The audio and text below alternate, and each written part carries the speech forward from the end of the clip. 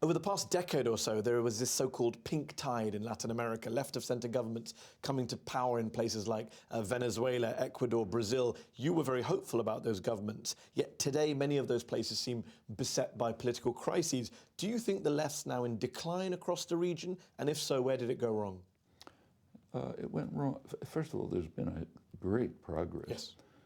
This Latin America, for the first time in 500 years, extricated itself pretty much from foreign control, European and American, beginning to move towards some kind of integration, began to deal with horrendous internal problems.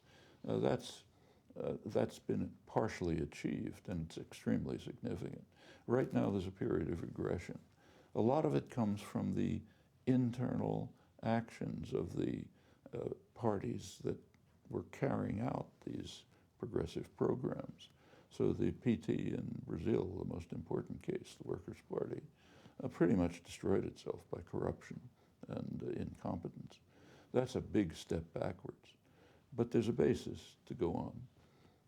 And do you think it's still substantially free of Western domination today? Is it extricated itself? Overwhelmingly. It's not reverting to... Nothing. No, there's no U.S. military bases. There's the kinds of reformist policies that the governments have been undertaking would have led to military coups not many years ago. See, the first major modern military coup in Brazil, 1964, U.S.-backed, maybe U.S. even initiated, was against the Goulart government, which had reformist policies not very different from Lula's. You've been a critic of the Obama foreign policy, as have I, but surely you would applaud his reopening of the embassy in Havana, the reaching out to Cuba, trying to turn things around? Well, reaching out to Cuba is the way it's put in Western propaganda, but let's look at the reality. The United States has been carrying out a bitter war against Cuba, a terrorist war, a crushing embargo, and total international isolation.